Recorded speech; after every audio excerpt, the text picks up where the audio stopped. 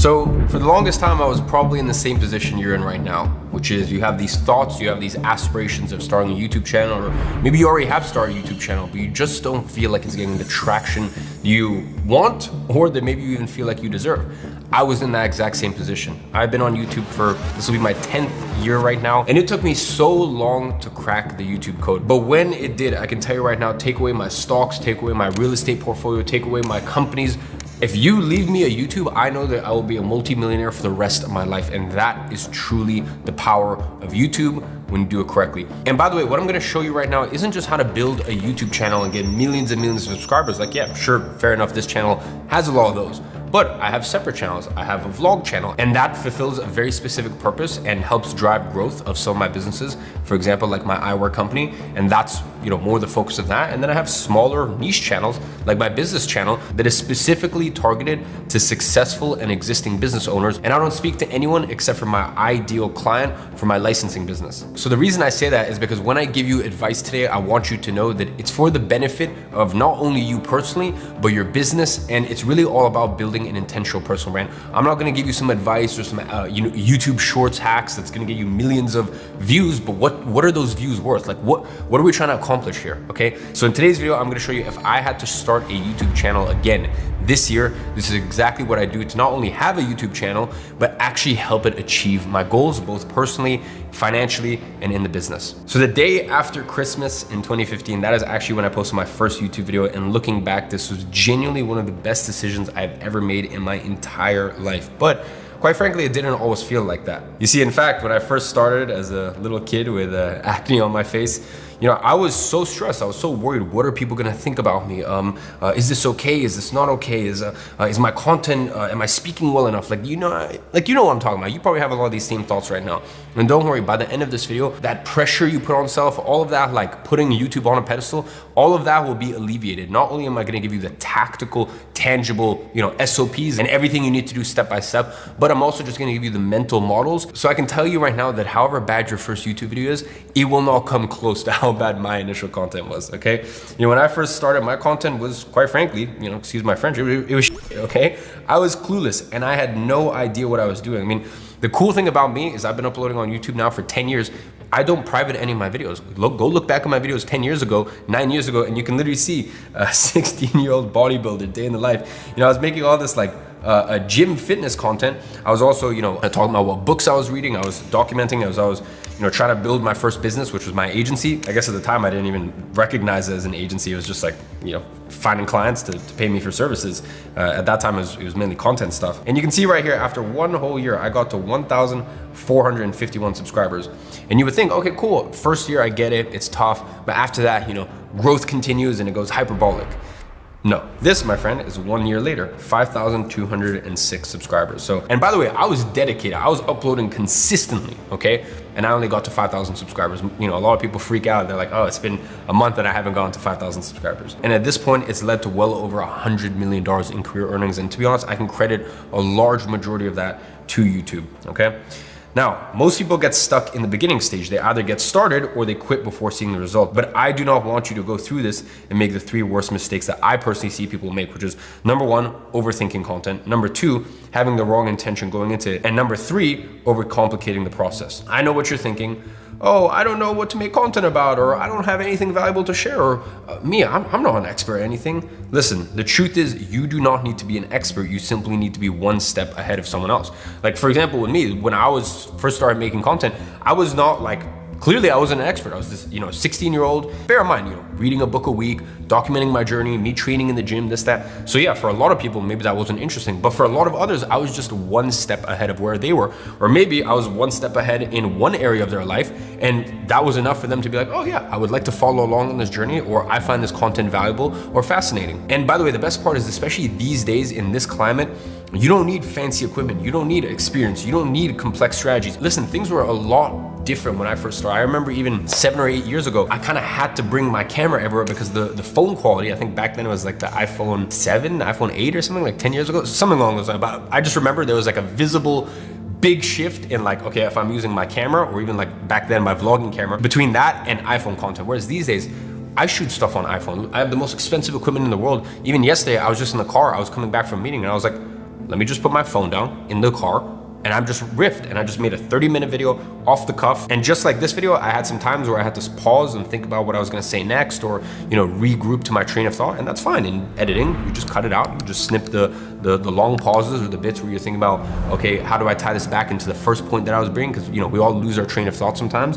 And that's it. You don't need anything fancy. Me in my position where I literally have multiple Red Raptors, if you're not familiar with what that is Netflix grade. That's the stuff they shoot films on, like full grade Netflix production quality. Even though I have that available to me, I still shoot with my iPhone a lot of times because it's just easier, it's just better. So it's really cool because these days YouTube, because of that, is just democratized. Now, all you need is a simple step-by-step plan that actually works. So that way you can stop overthinking your content from someone who's actually been building their personal brand for over 9 years, I guess 10 years at this point. But let me make something very clear. Make sure you focus on the right thing, okay? Intention. I am not telling you here to be an influencer. If you want to be an influencer and you want to be super famous, like that's cool. Maybe watch another video on how to become viral or blow up. I just don't think that's the most important thing. Maybe for you it is. I said maybe this isn't the video for you, but for me, I am here to provide value and build my businesses, okay? That is my goal, my intention these days, and it has been for the past few years. And in the past 3 years, I have gotten more out of YouTube than I did for the 6 or 7 years prior, okay? For me, it is about building an intentional personal brand, and YouTube is your #1 tool in order to do that, okay? While most people are chasing vanity metrics like views, I focus on attracting customers who actually want to buy what I sell, because views do not pay the bills, whereas customers do. And that's why I told you at the beginning, I have intentionally kept my business channel super small and qualified. I only want to attract high-level business owners here. So you can see right here, this is literally one of my channels with 13,000 subscribers. I could post that content on this channel, with 5.5 million subscribers, but the reason I don't is because the audience that I'm speaking to, as well as the way that I speak, is a lot different there than it is here because I have different goals. So really the reason that I bring that up is just because I don't want you to think that I'm trying to give you advice here to make you viral and an influencer and super famous. No, that's not the point here. The point here is building a YouTube channel so that way, whatever it is you want to get out of your personal brand, it can serve you. Remember, you should not be a slave to your YouTube channel. Your YouTube channel should be there to serve you as its master. When done right, here is how powerful your personal brand can be. It is the one asset that cannot be copied, replicated, or taken away from you. It is undeniable. And I hear this, people say, oh, AI is so powerful these days. Even if in that specific piece of content, someone doesn't understand that it's, AI and that the video is not made by a real human, later, okay, once they find out, okay, that's an AI creator, everything loses its appeal. There's no way that channel or that creator is gonna grow. Your personal brand becomes even more important because people wanna relate with other real humans, okay? So this is the one thing that cannot be taken away from you. Yes, AI can come in and disrupt a bunch of different markets, but it can never take the humanness. It will never be able to remove the humanness out of you. And I think the more human you can be in today's day and age, the more powerful. With a strong micro personal brand, you stop having to chase clients because they come to you. And by the way, that's exactly what happened in my agency. I had an agency for 6 years between 2016 to 2022.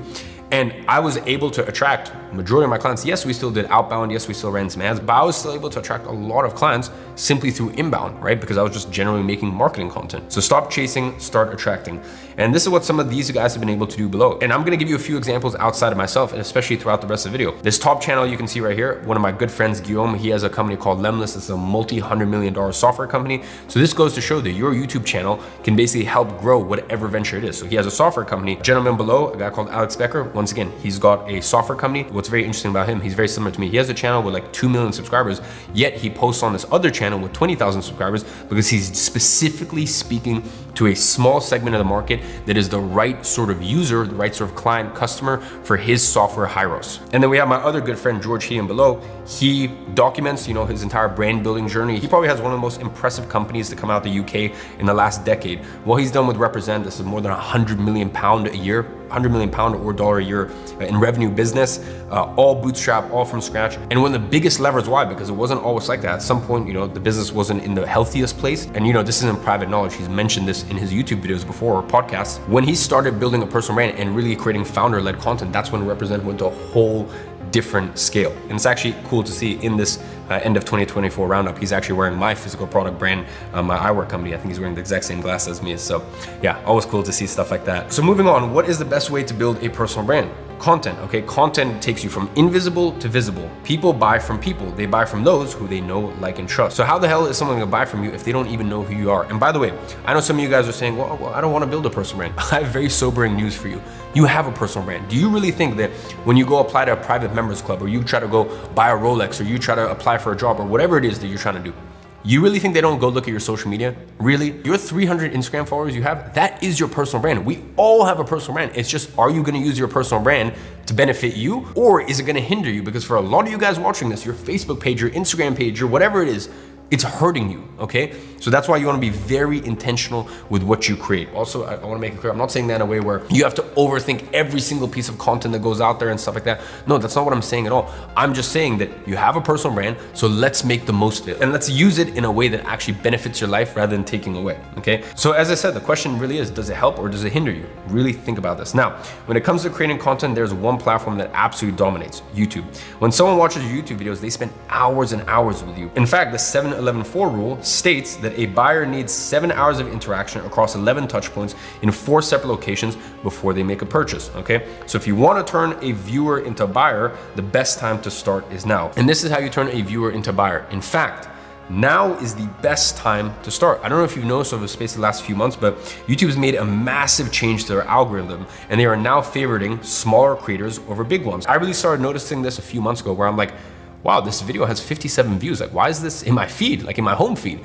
And why is this being suggested to me? And this is actually an initiative that YouTube is pushing out. And that is why a lot of small creators are really starting to pop off, and they really tried to level the playing field. So I guess that's, bad for someone like me, who obviously has big socials and has a big audience, but that's amazing for people like you because, as I said, now they've really leveled the playing field. Now, I see a lot of people saying they want to make content, but don't want to show their face, and others saying that they think it's cringe. And my question to you is, number one, what are you scared of? And number two, why do you not want to show your face? Because this is something that everyone aspires to. In fact, I'll prove it. You see, nearly 30% of kids aged 8 to 12 listed YouTuber as their top career choice. And this was done in 2019, by the way. I guarantee if they redid that same survey now, it would probably be, magnitudes higher. Additionally, another study showed that 54% of adults between the age of 18 to 60 said that they would quit their jobs to become a full-time creator. So, to get started, I actually want to set you a little challenge, okay? It's all fine and well watching this YouTube video and thinking, oh yeah, this is cool, this is nice information.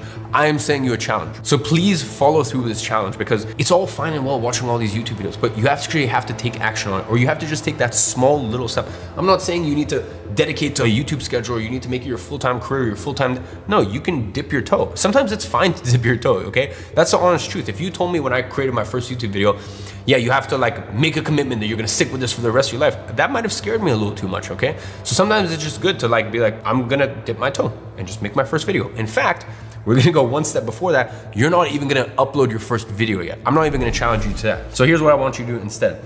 I want you to pick up your phone or camera and commit to filming 10 videos. You do not need to post them. In fact, I don't want you to post them, okay? The world doesn't need to see these videos. These are just for you. Pick up your phone, pick up your camera, whatever it is.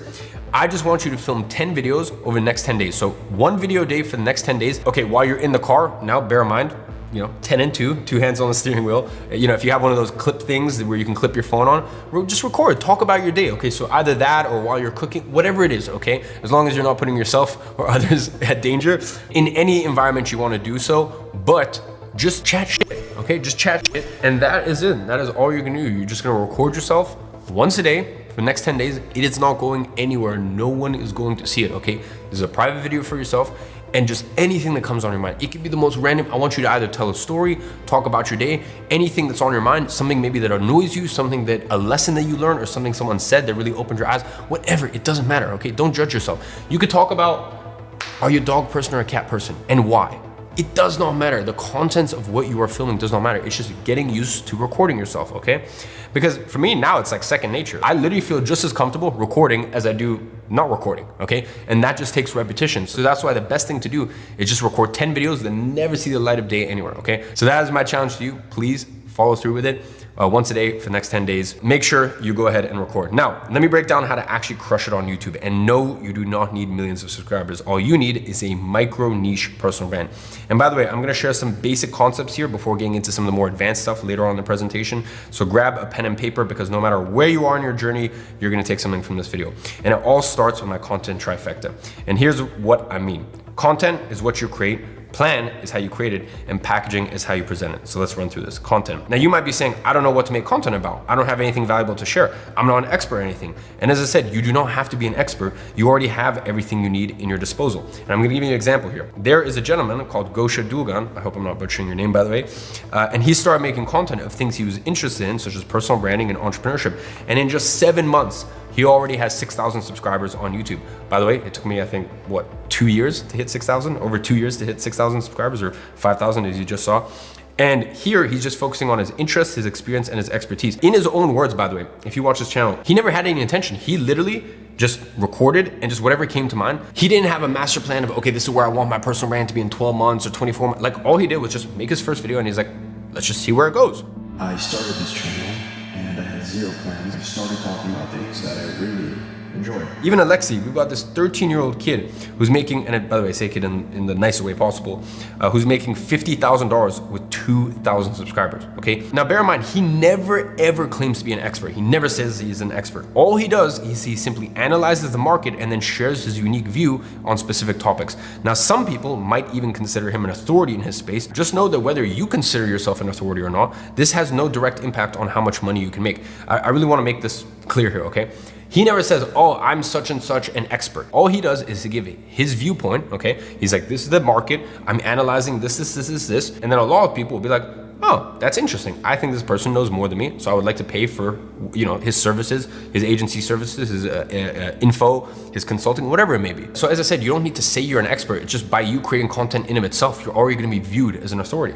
And same thing happens with Dry Creek Dwayne. His signature style and strong point of view on certain topics attracts a specific audience. So, you know, he creates content. Once again, he doesn't say he's a life expert or a life coach or this, that. He just talks about what's ever on his mind, and then of course a bunch of people now view him as an authority, as an expert, as a, you know, a father figure, as a, this is the person that I want to listen to. And that's why I'm saying you don't need to freak yourself out. Even with me, like if you told me when I was making content back in 2016, 2017, did I think I was an expert? No, not at all. In fact, if you look back at my videos in 2016, 2017, I actually look back right now, sometimes, you know, my early clients I feel quite bad for, because my content was horrible. But I was selling my clients on photo video services. Now, I gave my absolute all to these clients and I gave the best that I had. But to be honest, looking back now, you know, the amount that I was paid for agency services and the amount that I was paid for content creation services, considering how good I was, is like shocking. Like I should not have been paid that much. But once again, because I was creating content, I was viewed as an authority and I was able to charge premium pricing because of it. Now, you've got someone like James Clear, he's known for habits, or Cal Newport, who's known for deep work.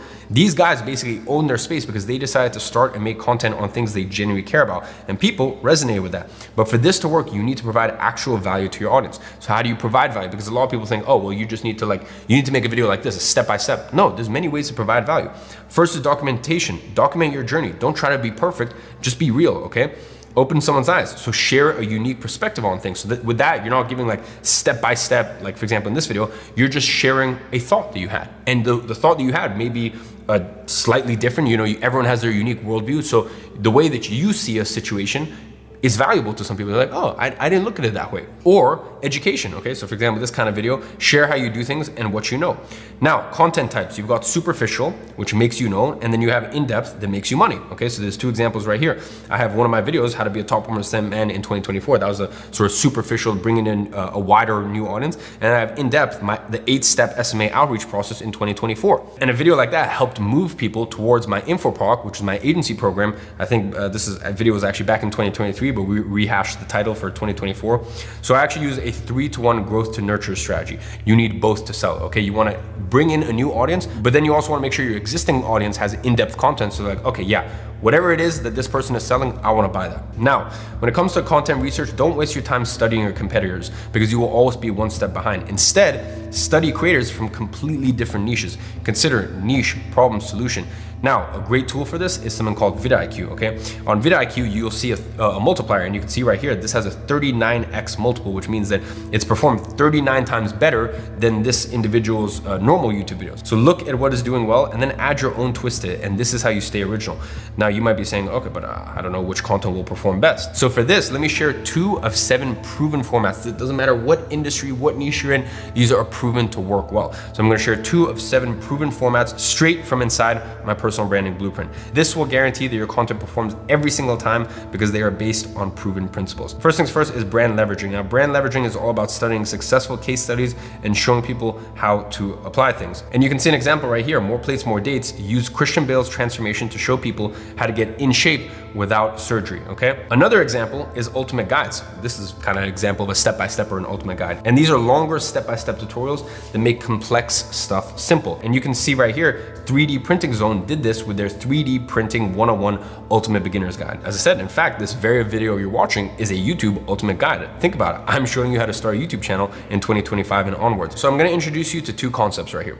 It's actually 2 that kind of seem like they're opposing. First things first, you're one of one, you're unique, okay? There's no one out there that has the same interests, the same experiences, the same life view, the same perspective, the same parents. Like, you have things that are unique to you. So there never has been another one of you. Currently, there isn't another version of you. And in the future, there will never be a version of you again because the unique combination of all those things combined means that you are special, you are one of one. Yet on the other hand, you also have traits, okay? You fall into certain buckets that other people can relate to. And you see, we like familiarity. I mean, just think about Joe Rogan, okay? He likes very random stuff, aliens, UFC, podcasts. So there's some people who really like Joe Rogan stuff and there's some people that just don't care, okay? There are people who will never buy from you and that's okay. You're not trying to speak to them, okay? As long as you stay true to yourself, there will always be a slice of the market. And I get this all the time. People say, oh, but you know, why would someone watch me? I'm just gonna call it how it is. Someone could watch you because you're a girl and they would rather watch a girl speak about these specific topics than a guy. You know, guys obviously usually watch content from other guys, or like, let's say you're from a certain ethnic group. Of course, you're gonna have more people from that ethnic group. Listen, it's a simple fact of nature that we usually hang around or watch people that look like us, talk like us, maybe even dress like us. You know, there's some people on YouTube that only want super raw, uncut, long videos. And there's some people that can't sit past a 10-minute video. And I'll give you an example of this. You've got Jordan Peterson and you've got Ben Shapiro. You know, both these guys have very similar interests and they're technically in the same market. But because they have very different approaches, they own different slices of the market. The point is, when you are trying to be someone you're not, you're gonna end up attracting the wrong people as well as ostracizing the people that genuinely like you for you. So there's no point trying to like be someone you're not, because the market you're trying to tap into will understand that you're not part of their market. And the market you're a part of will be like, well, they're not being true to themselves. So the most important thing here is you really just want to lean into who you actually are, so that way you can attract the people you want to attract. And by the way, that's also why I have different channels for different things, or different platforms for different things. I know there's a certain section of my audience that would never watch my main channel, but would only watch my vlogs. And I know there's some people that will only watch my business channel, or a lot of people only like just my short form content on different platforms, but would never watch my long form stuff. So I guess all that to say, I'm not trying to appeal to everyone at the same time, okay? And quite frankly, there's also some people that will just never watch me just in general. Maybe they don't like the way I talk, maybe they don't like the way I present myself.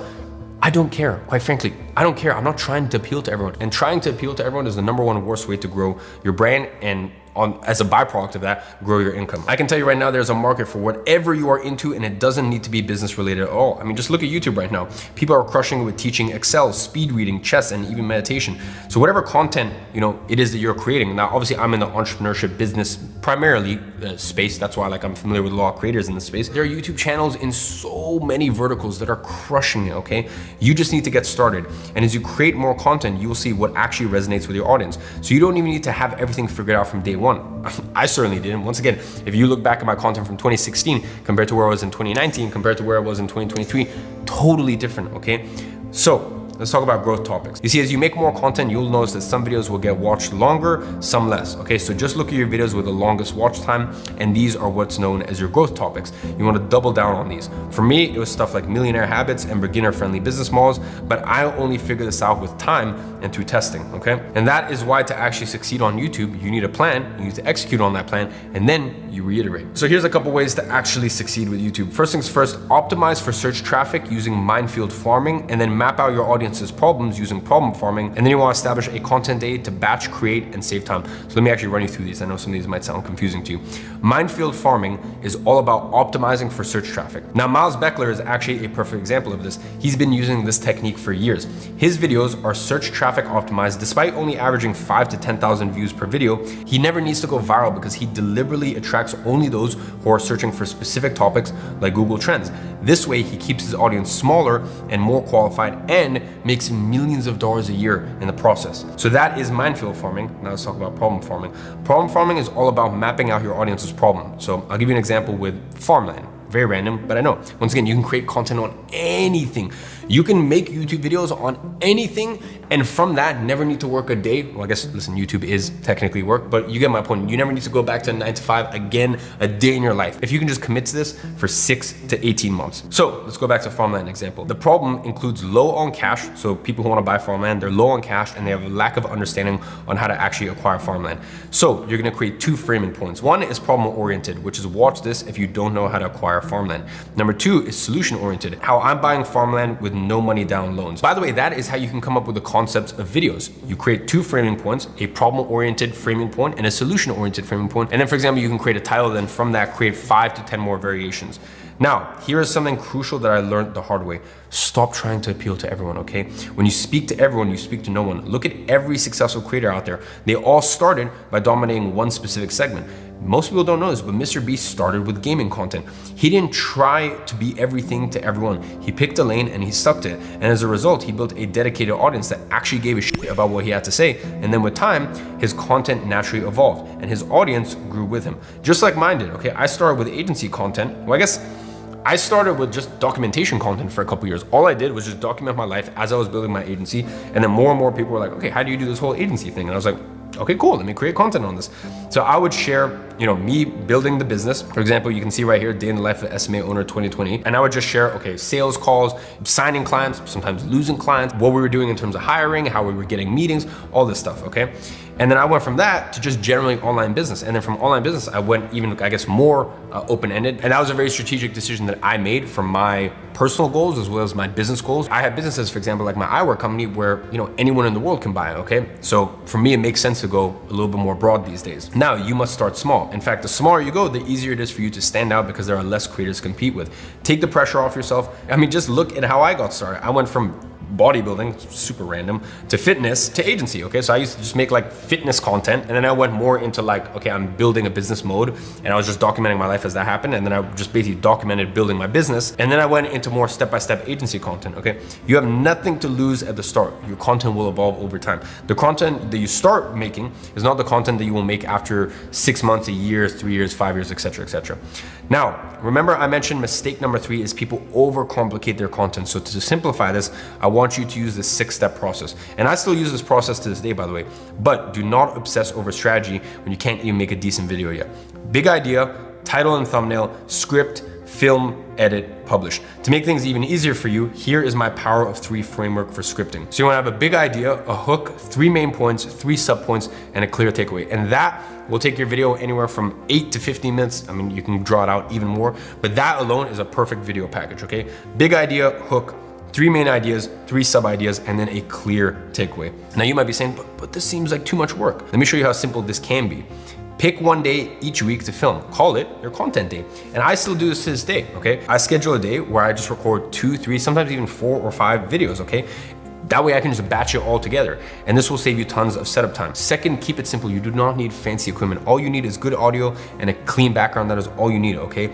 And yes, eventually you can hire someone to edit your videos, but you don't even need to do that to start off with. Remember, I have a team. I have the best equipment in the world, and literally yesterday, on my way to a meeting, because I had some extra time, I put my phone down. I recorded for 30 minutes on my iPhone camera. I don't even need to edit it. I mean, this, maybe like 5 or 6 different cuts where, I was trying to get my thought back or whatever. Maybe I stumbled over my words, but apart from that, it was the easiest thing ever, okay? Now later down the line, you can reinvest back more into content or, have a nicer setup or this, that. But I mean, listen, look at Wizard Liz. She gained 7 million subscribers in 3 years, and all she did, and still does to this day, is record on her iPhone. No fancy setup, no crazy edits, just valuable content that resonated with her audience. So let's address your next 90-day game plan. Day 1 to 4, actually mistyped there, it should be 45, is build momentum. I want you to post one video every week, and bear in mind that is, I guess technically your next 10 days will be training. So your next 10 days, just record one video on your phone. Doesn't need to go anywhere, nothing, okay? For the next 10 days, one video on your phone, that is it. Just get it done, get practicing. I can tell you right now, think about the last thing where you got really scared. You're like, oh, I don't know if I could do that. You know, maybe for example for you, it was cooking or driving. You know, like we all have those things where before we start doing it, we're like, that's just so tough or it's so complicated. YouTube or creating content is just like any other skill. For the first few days, you're like, I don't know how I'm ever gonna do this. After like 2 weeks, you're like, oh man, this still is tough. After a month, you're like, okay, this isn't as bad as I thought it would be. After 2 months, you're like, oh, okay, you know, I got the hang of it. After 3 months, you feel like an expert, okay? And it's the same thing like pretty much anything in life, okay? So after you've done the 10 days of creating content, bear in mind, if you already feel comfortable, you can just move straight to this 90-day game plan. Day 1 to 45, you're really building momentum. Post one video a week. Do not obsess over perfection. Just focus on consistency. Experiment with different topics and styles. Film those 10 videos that will never be posted, as I said. And then day 46 to 90, what you're gonna do here is you're gonna curate your signature style. And what I mean by that is start thinking like small things. Like even for me, I have different signature styles on different platforms or different on my channels. But you know, even the way that things are edited are different channel to channel. But I always say at the end of my videos, and as always, I'm watching from afar. You know, obviously I'm not in the room there with you, but I'm watching from afar, basically to give you a reminder, like I'm watching out for you and I'm rooting for you. And that is a part of my signature style. It's a thing that people really like, they really appreciate. They're like, okay, you know what? I saw this video and Iman at the end just reminded me that like, he's always watching. And of course, that's not a literal thing, that's a metaphorical thing, as in like, you know, I'm here to keep you accountable and I'm rooting for you, as in like, I genuinely give a fuck about your success and I genuinely want to see you win. And these are things that will weave into your signature style as time goes on. Next, you want to identify your growth topics. Remember, when you start, you have nothing to lose. It's a clean slate, okay? The only way is up from here. Now, let's talk about packaging. Packaging is the thing that most people actually neglect. The truth is 80% of your success on YouTube will come down to your big idea and how you package it. The other 20% comes down to execution and following the plan that I laid out for you. Now, you can see this video right here. You know, the video did not perform well. Now, if you actually zoom in, you'll see that every time we repackaged it, you know, we gave it a new thumbnail, it went crazy, it went ballistic, okay? So a lot of times you can actually re-stimulate and re-engage growth by packaging it differently, or the best way to start is actually package it correctly from day one, okay? Your packaging is how you present your content to the world, but you do not need to nail your packaging straight away. As you can see, I test, you know, I go back and I'll rehash my thumbnails or rehash my titles. So I'm constantly trying to repackage and find the right way to formulate my thoughts, my ideas, and present it to the world. Put simply, even if your content is incredible, if your packaging sucks, no one will ever see it, okay? And the truth is, YouTube really only cares about two metrics: CTR, so click-through rate, and watch time. The algorithm basically works on a basis of fractional exposure. So what it's gonna do is it's gonna show it to a small amount of people and then test, and then if it's performing well, it'll show it to more and more people, and it will keep doing this. It'll basically to see how relevant can this be to different markets, okay?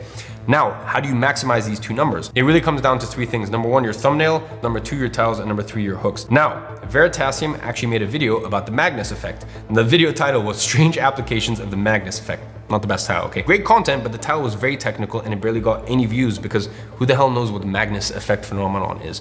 And quite frankly, a lot of people just don't care, okay? Then someone actually repackaged the exact same video with the following title: Throwing a Basketball Off a Dam.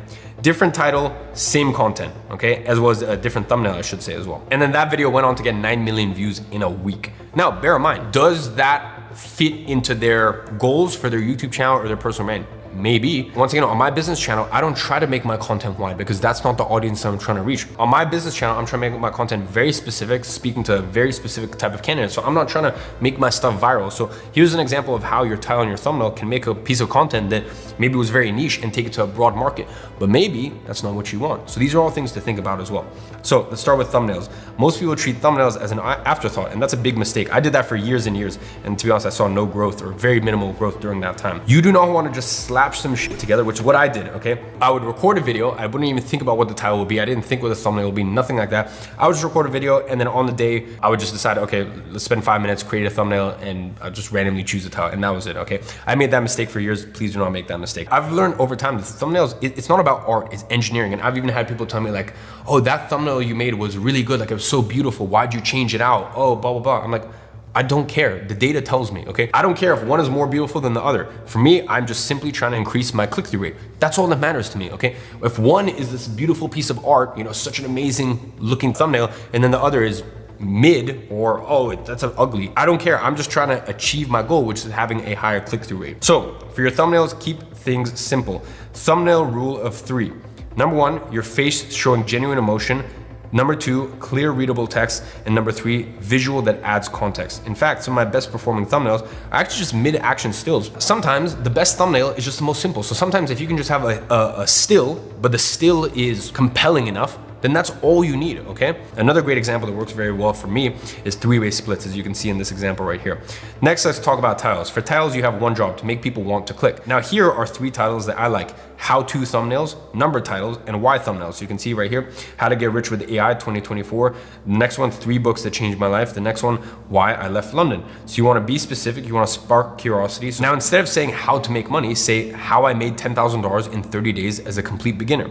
Quick bonus, your title should be no longer than 55 characters or it gets cut. I see people make this mistake a lot. You can have longer titles, that's fine, but just make sure they're not more than 55 characters. Next, let's talk about hooks. Hooks basically means retention, okay? The reality is that 80% of your viewers drop off in the first 30 seconds. That is really how long you've got to hook someone in.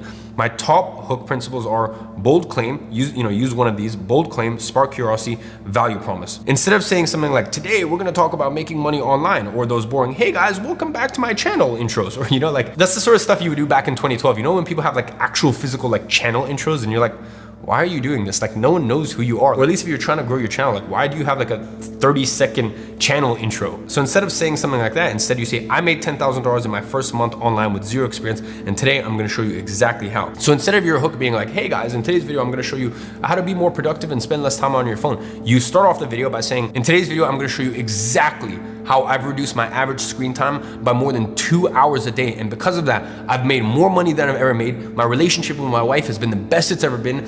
And I'm in the best shape I've ever been in my life. And I'm closer to God than I've ever been before. The first one, I'd be like, okay, cool, bro, like nice. Whereas the second one, I would be like, oh, those all sound like amazing benefits that I would like to have in my life. Listen, let me be very honest with you here. Building a personal brand is the biggest opportunity of this decade. It is the only way to truly future-proof yourself. Because whatever you do in life, your personal brand will make sure that you never need to worry about money ever again. Whatever not worrying about money means to you, by the way. For some of you, that's a few extra thousand a month. For some of you guys, you have a little bit more expensive taste. So whatever it is, okay? There's no right or wrong, by the way. I'm a little bit more on the expensive taste side of things. So, people always say like, oh, be true to yourself. Now, if true to yourself is you have expensive taste, then great, go for it. If true to yourself is like, I would rather make 10% this amount of money I know I can make, but I would also rather work 20% as much as, I would have to work if I made 10 times more money. So whatever life you want, once again, there's no right or wrong life. It's only whatever you choose. Now, I have seen so many people do everything wrong and still succeed because of their personal brand. And that's just the honest truth of it, okay? I've seen so many people that should not have successful businesses to the level they do, but yet they are in the position they're in. And by the way, I'm one of those people.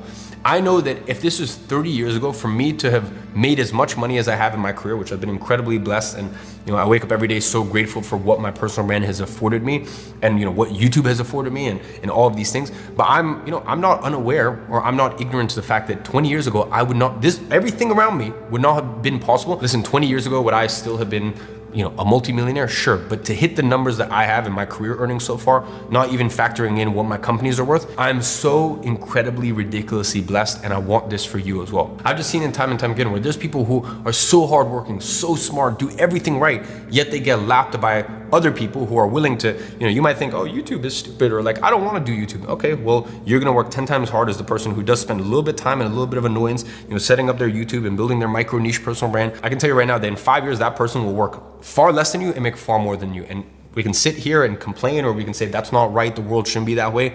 It's just the way the world works, okay? So, we can either complain about it or you can take action on it. And the best part is, in 2025, crushing YouTube isn't about fancy setups, years of experience, or complex strategies. It is all about authenticity, consistency, and intention. Create more than you consume, and that's the truth of it. You guys, there's so many of you watching that spend 3, 4, 5 hours a day on YouTube, and that's fine. Funnily enough, most people don't realize I probably spend 30 minutes to an hour a day on YouTube. I like to see what's going on. You might even see like some creators on here where you're like, that person has like 2,000 subscribers. How do you know who these people are? I spend time on YouTube because I like to study it. Now, I watch it a little bit more from a perspective. I like to see what's working, what's not working, this, that. But even me, myself, as I said, I spend easily 30 minutes a day on YouTube, okay? So for sure, I consume on YouTube, and I don't think there's anything wrong with that. But to spend, 3, 4, 5 hours a day on YouTube consuming and not create anything, I just think it's foolish. So remember, you don't need millions of followers or views. You just need a small qualified audience that will buy what it is you sell because it's you. And never, ever, ever forget, have this ingrained in your mind. You're one piece of content away from building $1 million personal brand, or let's even remove personal brand. You're one piece of content away from building $1 million business, okay? Now, before I go, I wanna leave you with one final question. Are you going to start building your personal brand today, or are you gonna be in the exact same spot 5 years from now, wondering why you never started? And that is a question that only you can answer. So with all that being said, I hope this was a valuable video for you. As always, I'm watching from afar, and I'm rooting for you.